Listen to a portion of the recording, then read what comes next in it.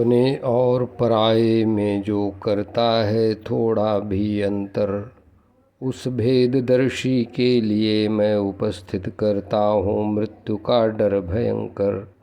अतः संपूर्ण प्राणियों के आत्मा रूप में निवास करने वाले मुझ परमात्मा का पूजा करनी चाहिए। दान मान देकर मित्र मान रखते हुए समदृष्टि सदा। निर्जीव से श्रेष्ठ है सजीव, उनसे भी श्रेष्ठ हैं श्वास लेने वाले जीव और वनस्पतियाँ। उनसे श्रेष्ठ हैं मन चित्त रखने वाले प्राणी, और उनसे भी श्रेष्ठ हैं वे प्राणी जो रखते हैं मन चित्त और इंद्रियाँ।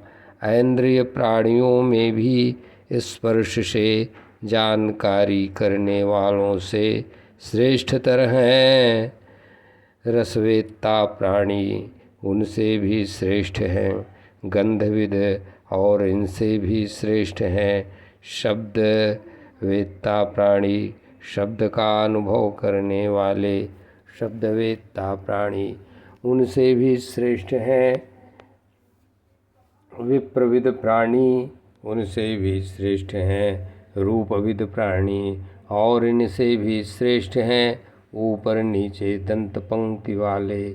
उनमें से बहुत पैरों वाले श्रेष्ठ हैं, इनमें श्रेष्ठ चतुष्पदी, इनसे श्रेष्ठ, इनसे भी श्रेष्ठ हैं दो चरण वाले। दो चरण वाले मनुष्यों में श्रेष्ठ हैं चार वर्ण, और इनमें से उत्तम वर्ण है ब्राह्मण।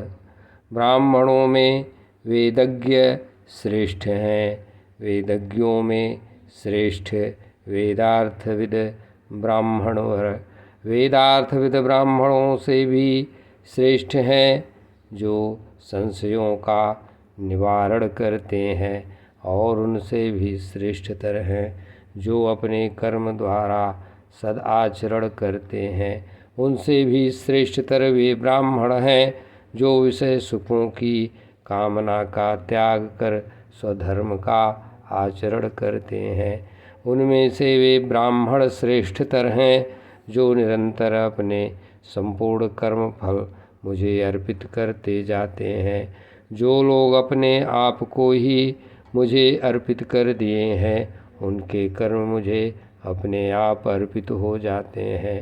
जो लोग सब में समान रूप से मेरा दर्शन करते हैं उनसे श्रेष्ठ नहीं किसी को पाते हैं, उनसे श्रेष्ठ नहीं किसी को पाते हैं। और क्योंकि जो लोग अपने आप को ही मुझे अर्पित कर दिए हैं उनके कर्म मुझे अपने आप अर्पित हो जाते हैं।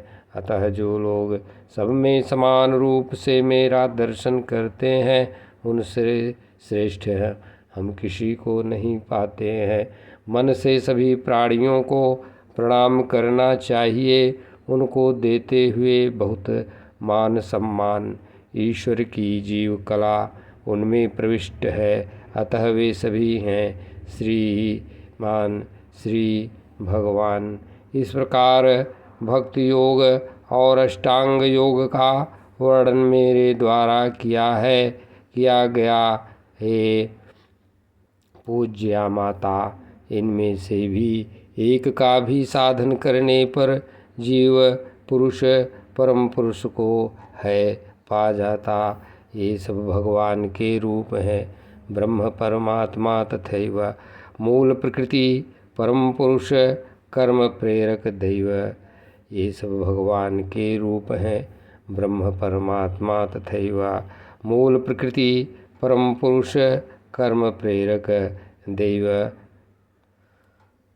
अतएव रूप प्रकारांतर से दिव्य काल नाम से वे जाने जाते हैं। अंतर होता है प्राणियों के महत्त्व आदि गुणों के कारण भेददर्शी भय पाते हैं। भेददर्शी भय पाते हैं जो सर्वभूत प्राणियों के आश्रय हैं, सब में प्रवेश करके विहार करते हैं। वे ही श्री विष्णु भगवान अधियज्ञ कहे जाते हैं, जो काल बनकर संहार करते हैं। अर्थात यो अंतः प्रविश्य भूतानि भूतैरन्त्यखिलाश्रयः स विश्वाख्यो अधियज्ञो असौ कालः कलयांतां प्रभु। अर्थात वही जो संपूर्ण प्राणियों के आश्रय हैं, सब में प्रवेश करके विहार करते हैं, वे ही श्री विष्णु भगवान अधियज्ञ कहे जाते हैं, जो काल बनकर संहार करते हैं। काल रूप भगवान न कोई काल रूप भगवान का न कोई मित्र न शत्रु है, न तो लोग उनके बंधु बांधव लगते हैं। वे सदा सावधान रहकर भोगों में प्रमत्त लोगों का अंत करते रहते हैं।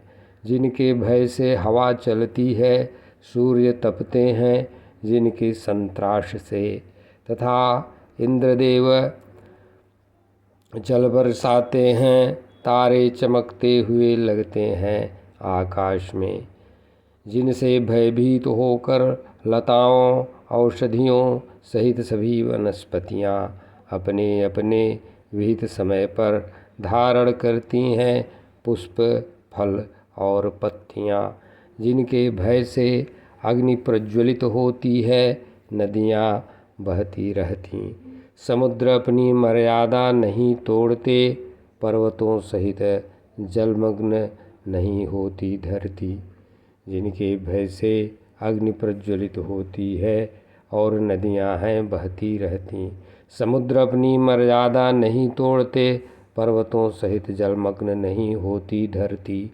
जिनके नियम का समादर करके आकाश प्रदान करता है, श्वसन आदि के लिए अवकाश स्थान तथा 7 आवरणों से घिरे इस ब्रह्मांड को विस्तार देता है अपने देह से।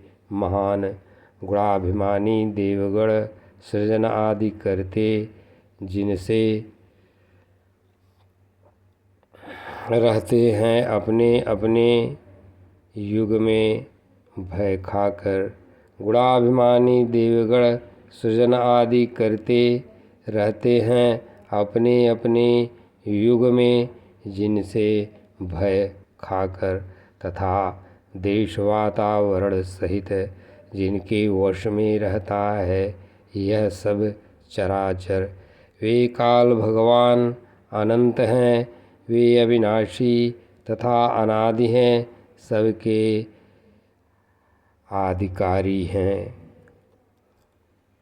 दंपत्ति जनों से प्राणियों का जन्म कराते हैं, अन्य प्राणियों द्वारा मृत्यु दिला देते हैं, वे सबके अंतकारी हैं, वे सबके अंतकारी हैं, वे सबके अंतकारी हैं।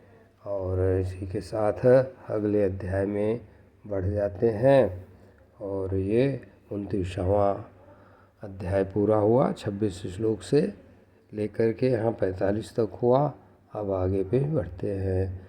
उस काल को लोग नहीं जान पाते जो कि है महाबलवान, जैसे मेघखंड पवन के बल को नहीं जानते हैं जो कि उसी से होते हैं गतिमान।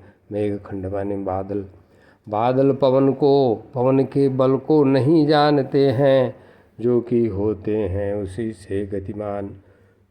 वैसे उस काल को लोग नहीं जान पाते हैं जो कि है महान बलवान।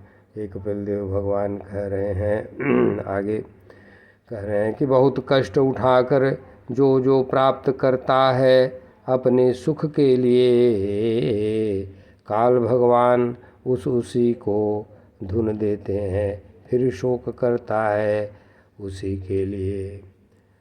अरे दुर्मति मोहवश स्थायी मान लेता है घर खेत और संपत्तियों को, तथा इस अस्थायी देह सहित इनके सगे संबंधियों को।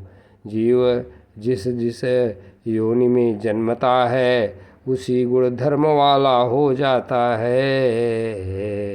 उसी उसी देह में रच बस जाता, निवृत्त नहीं हो पाता है। नरक में स्थित जीव भी अपने देह को त्यागने की इच्छा नहीं करता है कि नरक से निवृत्त हो जाए। सच ही है कि दैव माया से मोहित रहता है। श्री राम।